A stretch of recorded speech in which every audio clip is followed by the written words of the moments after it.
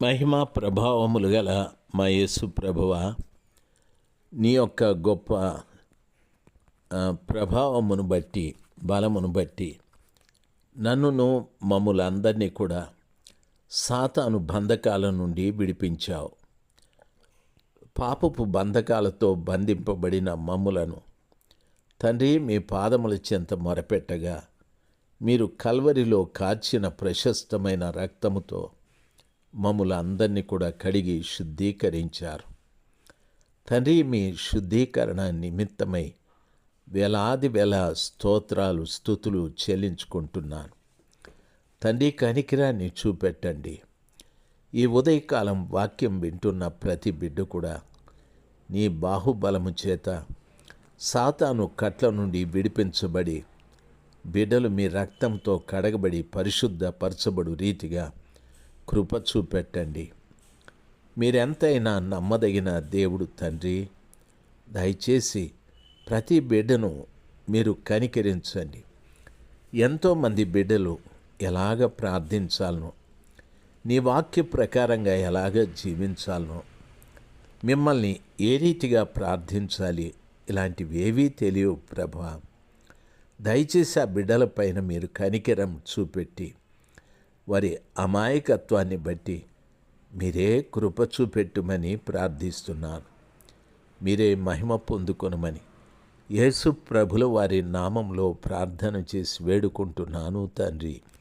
Amen, amen.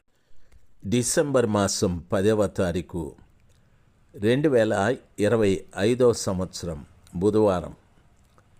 ప్రియులారా, Ezra గ్రంథము 9వ అధ్యాయము పూర్తయి 10వ అధ్యాయములోనికి వచ్చాం.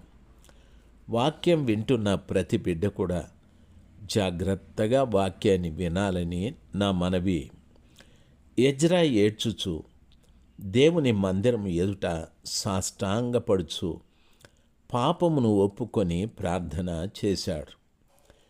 ఇజ్రాయేలీయులలో పురుషులు, స్త్రీలు, చిన్నవారు మిక్కిలి గొప్ప సమూహముగా అతని యొద్దకు కూడి వచ్చి బహుగా ఏడ్చారని వాక్యము సెలవిస్తాది.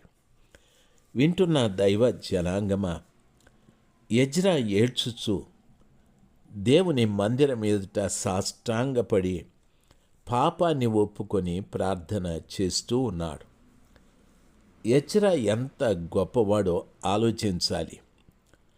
ఆయన ప్రభు సన్నిధానములోకి వచ్చినప్పుడంతా కూడా పాపాన్ని ఒప్పుకొన్నాడు అని వాక్యం సెలవిస్తుంది. ఆయన దేవుని మందిరానికి వచ్చి సాష్టాంగపడి నమస్కారము చేస్తూ పాపాన్ని ఒప్పుకొని ప్రార్థన చేశాడు.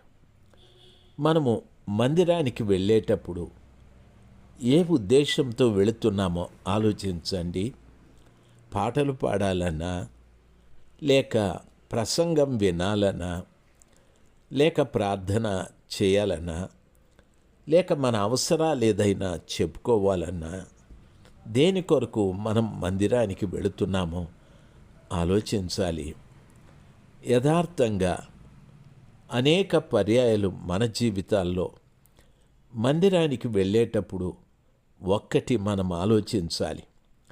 మన పితరులు, భక్తులు, ప్రవక్తలు ఏం చేశారు అంటే, దేవుని పాదాల చెంత ఆయన మందిరానికి వెళ్ళినప్పుడంతా గుండెలు బాదుకుంటూ ప్రార్థన చేసేవారు. ఆయన సన్నిధానంలో వారి హృదయాలను కుమ్మరించేవారు.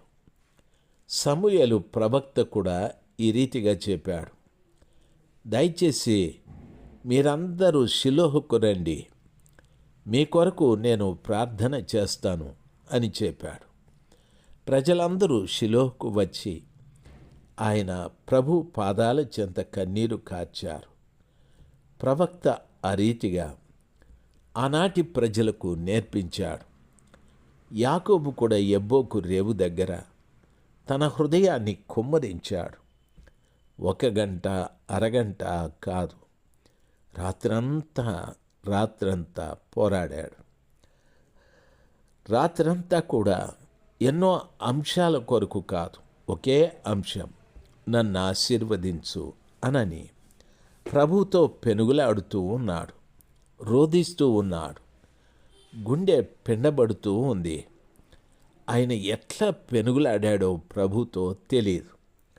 ప్రభు అంటున్నాడు, యాకోబు, తెల్లవారిపోతుంది, నన్ను వదిలిపెట్టు, నేను వెళ్ళాలని.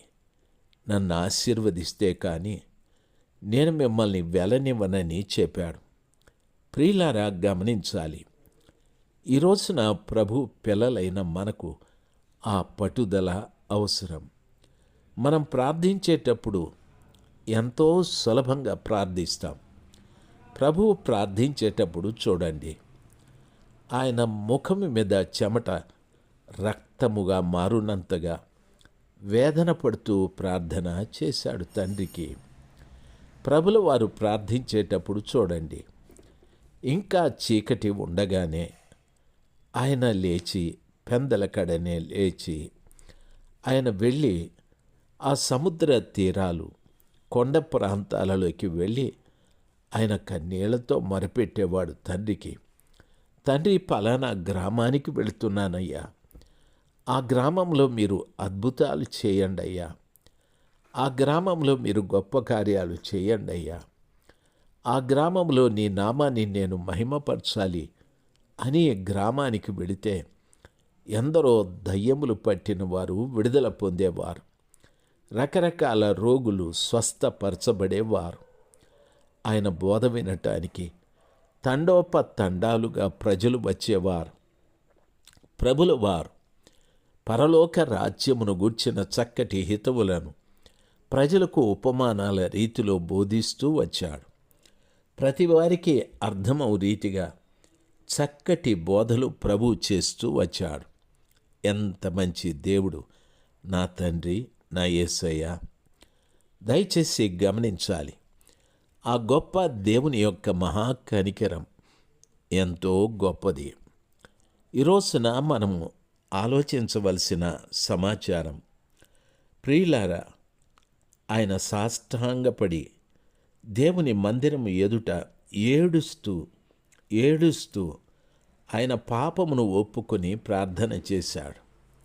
మొదట ఆయన పాపాన్ని ఒప్పుకొని, దైవజనులారా, మనము దేవుని మందిరానికి వెళ్ళినప్పుడు మనము ఆ రీతిగా ఏడ్చి ప్రార్థన చేస్తున్నామా?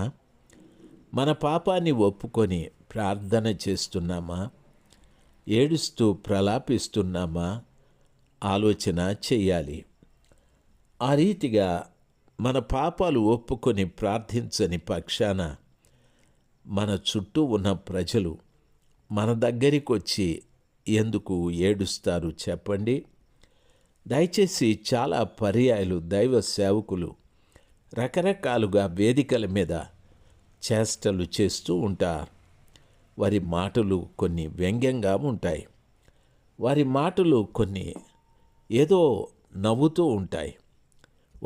వారు కొంతమంది చిరాకు పడుతూ ఉంటారు. కొంతమంది మాట్లాడేటప్పుడు ఇప్పుడే దేవుడు మీకేదో చేసేస్తాడు అంటారు. నేను చాలామంది దగ్గర వింటున్న మాట, ఎక్కడ నీవు పడిపోయావో అక్కడే ప్రభు నిన్ను పైకెత్తుతాడు అని అంటారు. అయితే అక్కడే ప్రభు పైకెత్తుతాడు, నిజమే. ఆయన ఎందుకు పడిపోయాడో ఆ స్థితిని కూడా మనం చెప్పాలి. అంతేకాని ఆయన ఎక్కడ పడిపోయాడో అక్కడే పైకెత్తే దేవుడు ఉన్నాడు, కానీ ఆయన పడిపోయిన స్థితి ప్రభుల వారికి చెప్పాలి. దాని విషయమై రోధించాలి, సాష్టాంగపడి ప్రార్థించాలి. ప్రభువు పాదాల చెంత కన్నీరు కార్చి, అయ్యా కృప చూపెట్టయ్యా తండ్రి, కృప చూపెట్టయ్యా, దయచేసి ప్రభా నా పాపాలు క్షమించండి, ఇక్కడ పడిపోయాను, ఇక్కడ నేను చెడిపోయాను, ఈ స్థలంలో నుండి నన్ను పైకి లేవనెత్తమని మహోన్నతుడైన దేవుని పాదముల చెంత కన్నీరు కార్చే బిడ్డలుగా మనముండాలి. ఆ రీతిగా లేదే చాలామంది బోధలు ఇప్పుడే ప్రభు నిన్ను పైకెత్తుతాడంటారు.